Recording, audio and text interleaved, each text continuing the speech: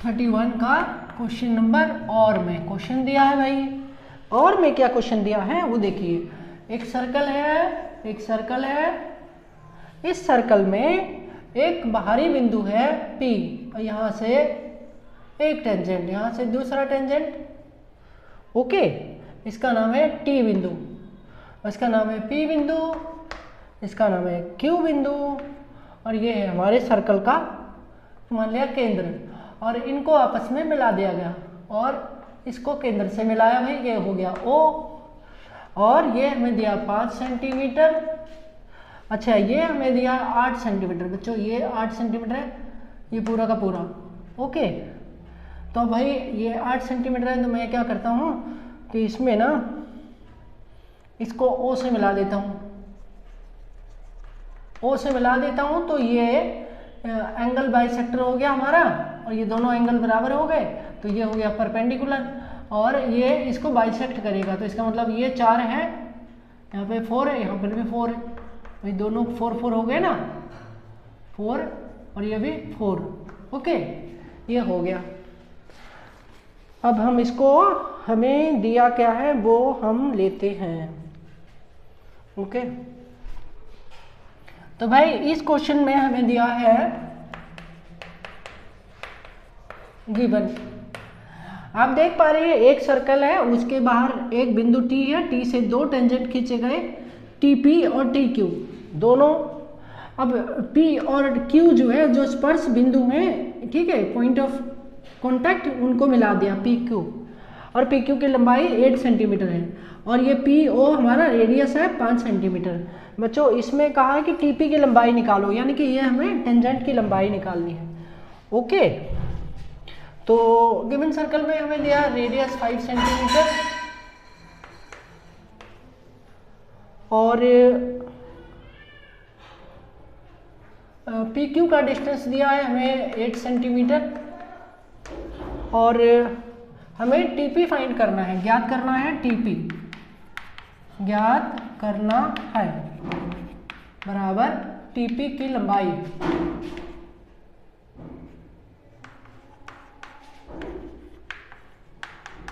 TP की लंबाई हमें पता करनी है कितनी है, ठीक है।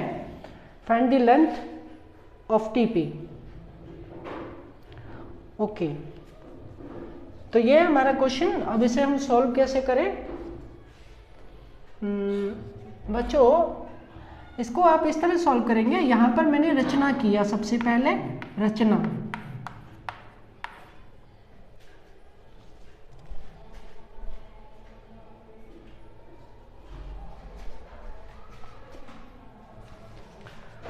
तो रचना क्या किया वो समझिए।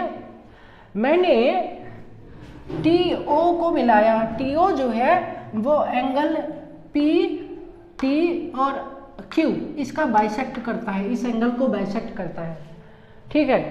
और तो सबसे पहले ये मैंने ड्रॉ किया, अब ये जो है ना ये इस पर परपेंडिकुलर भी हुआ, ओके। तो यहाँ पर ये परपेंडिकुलर हुआ, अगर ये परपेंडिकुलर हुआ तो ये भी परपेंडिकुलर हुआ भाई, सीधी सी बात है, ओके। तो अब हम ये मान लिया कि TO और PQ एक दूसरे को मान लिया इस बिंदु पर काटते हैं, इसका नाम रख देते हैं R बिंदु, ओके R। तो भाई ये R बिंदु पर काट रहा है तो इसका मतलब जो रचना TO को मिलाया, अब बच्चों इसमें जब हमने TO को मिलाया तो TO जो है वो एक परपेंडिकुलर भी हो गया और एक मीडियन भी हो गया। अब वो कैसे, देखिए इसके लिए TO मीडियन और परपेंडिकुलर कैसे हुआ वो मैं आपको बताता हूँ। उसके लिए मैं आपको आगे बढ़ाता हूँ और आपको प्रूफ दिखाता हूँ। तो भाई प्रूफ में सबसे पहले T बिंदु से जो TP और TQ है ना, तो TP बराबर TQ है। अच्छा TP और TQ बराबर क्यों है बताइए, क्योंकि ये स्पर्श रेखाएं हैं, T बिंदु से स्पर्श रेखाएं अब आपको पता है स्पर्श रेखा यानी टेंजेंट, जो एक बाहरी बिंदु से टेंजेंट जो खींचे जाते हैं वो बराबर है। इसका मतलब ये और ये बराबर है।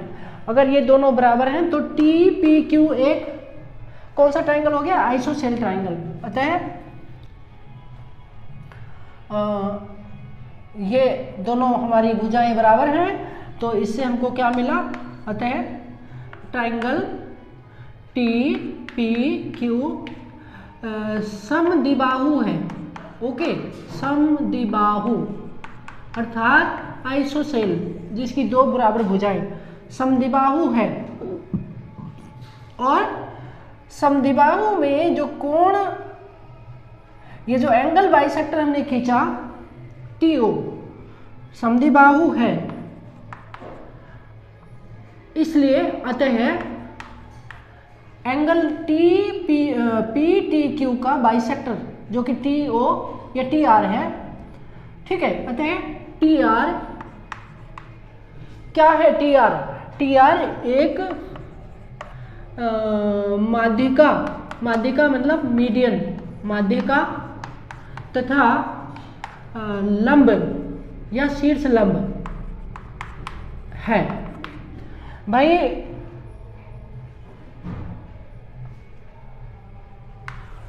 इस बात को ध्यान दीजिए, अगर टी आर यानी कि हमने टी ओ को मिलाया जिसने इस बार आर्क पर काटा, तो हमारा जो टी आर है वो क्या हुआ?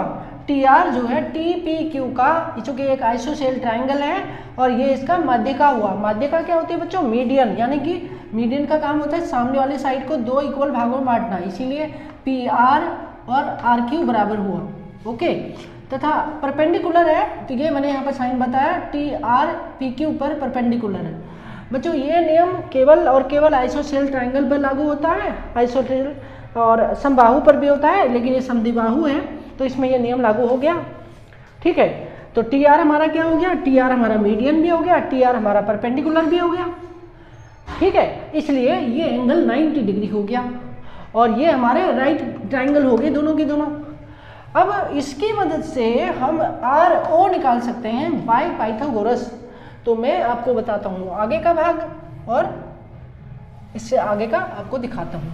ओके, ठीक है, इसको हम हटाते हैं और अब मैं लेता हूँ triangle P R O, triangle P R O में इसमें लगाता हूँ पाइथागोरस। भाई इसमें पाइथागोरस कैसे लगेगा? देखिए ये 90 डिग्री है तो इसके सामने है कर्ण यानी पी ओ, तो ये बन जाएगा आपका पाइथागोरस पी ओ का स्क्वायर,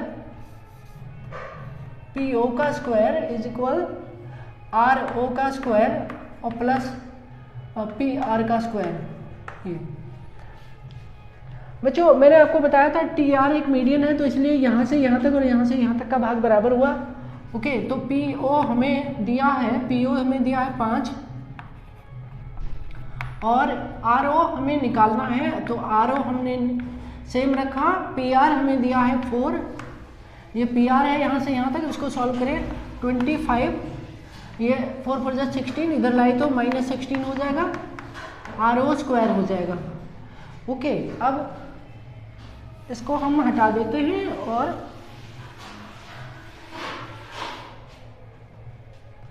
अब भाई इसमें से इसको घटाया तो 9 बचा, तो R O square is equal, ये स्क्वायर रूट हो गया 9, तो ये हो गया आर ओ। आर ओ कितना आ गया हमारे पास?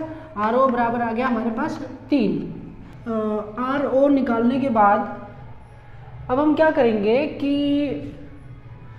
Triangle T R P, triangle T R P और ट्राइंगल पी आर ओ, इन दोनों को मैं सिमिलर प्रूव करता हूं। देखिए कैसे। सबसे पहला तो आप देख रहे हैं कि टी आर पी में ये एंगल हमारे पास 90 डिग्री का है ना, T R O sorry T R P, angle T R P is equal equal भाई ये आ रहा है P R O, angle P R O, each 90 degree हो गया ना भाई, इसलिए दोनों के दोनों बराबर हो गए। दूसरा एंगल बच्चों, दूसरा एंगल हम इस तरह ले सकते हैं। देखिए भाई क्या है कि दूसरा आपको ये एंगल मिल जाता है, angle RPO। Okay, RPO angle RPO और PTR या RTP, एंगल RTP इक्वल में एंगल RPO। ये दोनों एंगल भी आपस में बराबर हुए। ठीक है, अब ये दोनों एंगल बराबर हुए तो इससे बाय एंगल एंगल प्रॉपर्टी अतः ये सिद्ध होता है triangle TRP similar triangle PRO bye angle angle property से दोनों सिमिलर हो गए। भाई अब ये दोनों सिमिलर हो गए तो इनकी संगत भुजाएं ले लीजिए, संगत भुजाएं। ओके, जैसे पहला हो गया TP तो यहाँ से हमने ले लिया TP अपॉन में PO हो गया भाई, और बराबर में RP। ओके, RP अपॉन में RO ये बाय CPST। CPST के माध्यम से ये दोनों बराबर हुए क्योंकि इन दोनों की संगत भुजाएं हैं ना। तो अब इसमें आप वैल्यू भर दीजिए। तो TP हमें ज्ञात करना है तो TP की जगह TP रखिए और TP अपॉन PO, ये PO है और PO हमारे पास है 5 और RP हमारे पास कितना है, हमने RP 4, RP हमारा 4 है और RO कितना है 3 है। अब बाय क्रॉस गुणा कर देते हैं तो क्रॉस गुणा करने पर हमें बराबर मिल जाता है TP बराबर 5 4 जा 20/3। 20/3 हमारे इस प्रश्न का आंसर हो गया भाई।